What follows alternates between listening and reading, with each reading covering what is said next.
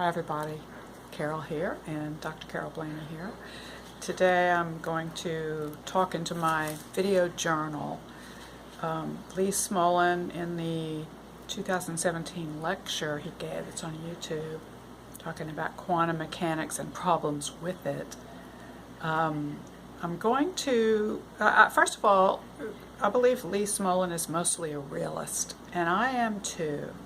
However, my theory, the Blaine Theory of Aetheric Flux, which aims to unify all of physics and all the physical forces, while starting out as a realist theory and not relying on saying that matter is only information and so forth, but actually starting from where Einstein was and looking at smaller size scales to explain things, including the singularity of the black hole, dark matter, dark energy, and the expanding universe, I come to watch Lee Smolin's expert advice on the direction of where we should go in order to resolve this discrepancy between quantum mechanics and Einstein's, which is now kind of, they consider it to be classical, but I don't know if it's classical, Einstein's theory of general theory of relativity.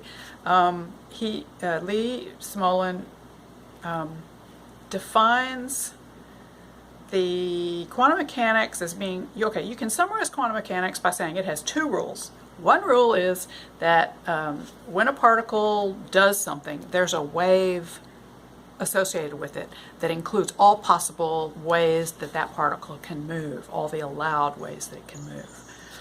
And it does all of them simultaneously. And then the second rule is sort of contradictory to the first rule, but apparently they go together, is that the outcome of said particle can only be, you can only predict the probability of what that particle will do in real life. So there's only one outcome, but you can't know what it is. You can only know what the probability is. So that's quantum mechanics. And then he goes into how pretty much it's proven to be accurate, and that a spooky action at a distance is actually proven to exist by many repetitions of different types of experiments, and pretty much in the world of physics, it's beyond a shadow of doubt that if you have two entangled particles and you make a measurement on particle A 100 miles away, you're actually affecting particle B. It's not that they're already aligned, but that you're actually affecting particle B. So again, my theory also covers that. It's a heuristical theory, but it's at this point, since I'm not funded by millions of dollars, it's still theory. It's theoretical physics, but it's very refreshing. And the more I think about it and just develop it and watch other people and hear what they have to say about the state of physics, everything in my theory seems to explain all these experimental results. Today I'm going to share several things. The first being something along the lines of Schrodinger's cat. How that, Schrodinger was sort of a realist, and he didn't really like the quantum mechanics, what it implied, as most people don't. They're like, no, this can't be, my world is crumbling.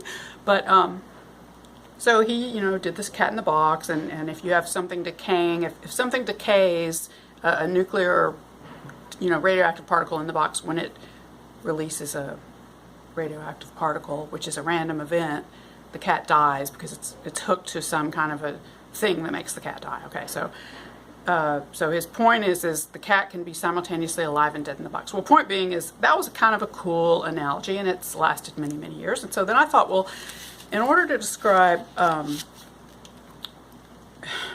simultaneously describe Heisenberg's uncertainty principle, as well as the fact, the why you can only know the probability and not the absolute position of a particle, I have my own analogy, and it's called Blanes Dog. Instead of Schrodinger's cat, it's called Blanes Dog. So there's a box, a strong box filled with breathable air, carrying, and it's heated and everything, and it's carrying a dog. So let's just say it's the size of a kitchen, and you have a really big dog in there, and maybe it's made out of real lightweight materials, because the dog has to have enough mass in it to where when it jumps around in the box, it causes the box to wiggle. So this box is floating down in space, and the dog is just so playful. There's a ball in there and a dog, and the dog is just trying to chase this ball, and he's jumping around on all the walls all the while it's traveling through space. So all these realists are saying, let's make quantum mechanics more real by looking at what happens inside the instruments that are measuring things to try to figure out, why is this probability thing there? Let's get rid of the probability and try to be able to exactly describe with no error what's going to happen to the particle. And it can't be a probability. We have to really understand the exact what's going to happen. Is it going to be in this orbital or that orbital? We really want to know. And so the analogy would be that we marked one of the corners on the box with the dog in it with a red Sharpie. And we want to measure the trajectory of that red Sharpie along space. But we can't do that because there's a dog in the box and it's jumping around. And, we don't have a way to go inside that box and measure what that dog does. But even if we did, there's something else going on. Inside the dog, he has gas and he's got stuff moving around in his belly. So that's going to give an unpredictable error. And inside the microflora of the gut of that dog, we have, what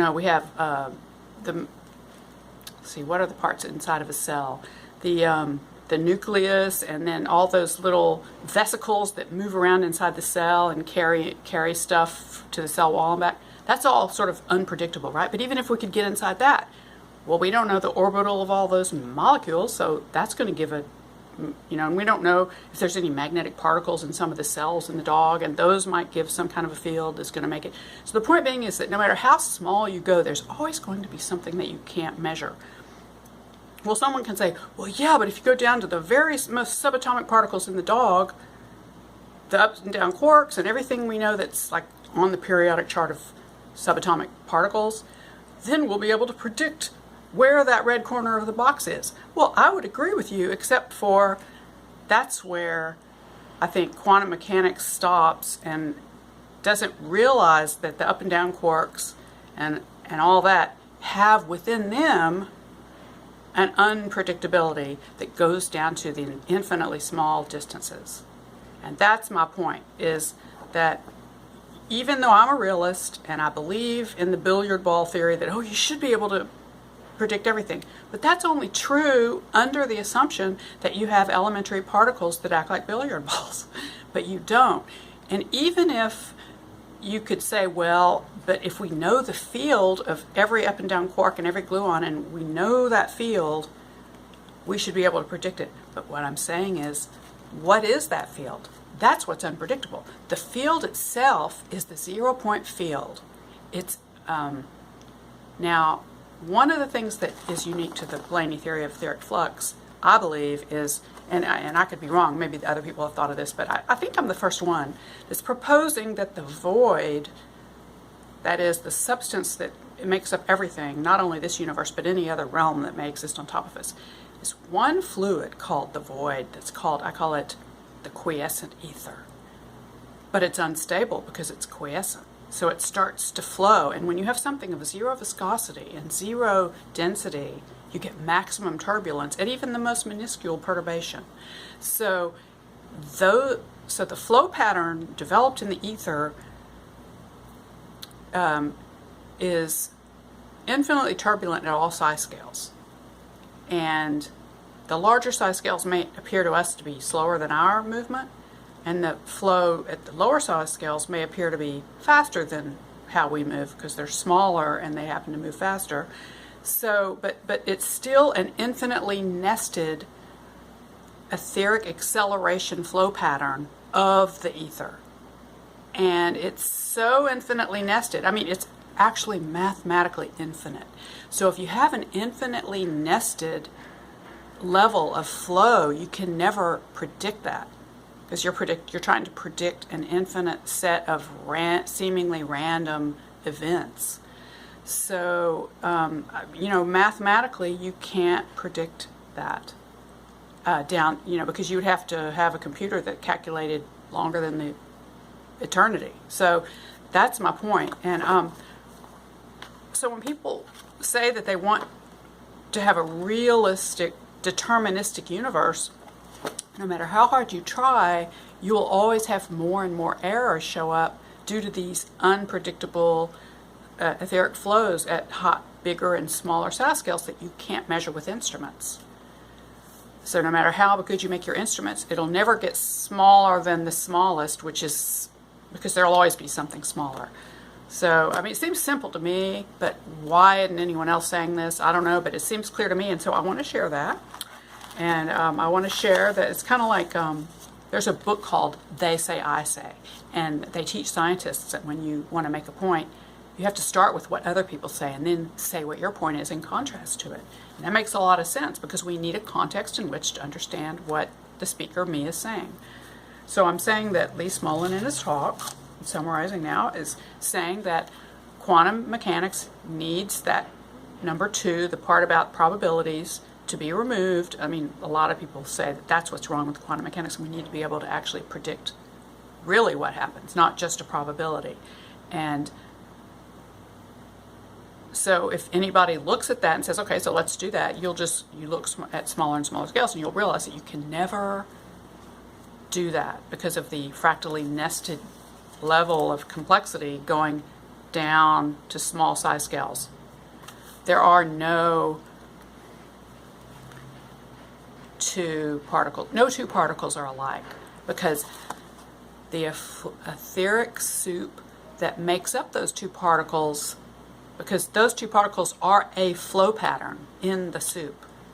And if you have two seemingly exactly equal toroidal electrons, they seem to be equal, but they're not, because this ether is not the same as this ether that flows through it, which makes them up. And I won't be talking about that in this discussion, but in my book chapters, I label my YouTube lectures, chapter 1, chapter 2, and I'm slowly putting them online. I talked about the 0-point field and a little bit about photons and mass and inertia and gyroscopic motion, but I will be talking more in detail about each one of those as I find time, and kind of get the courage because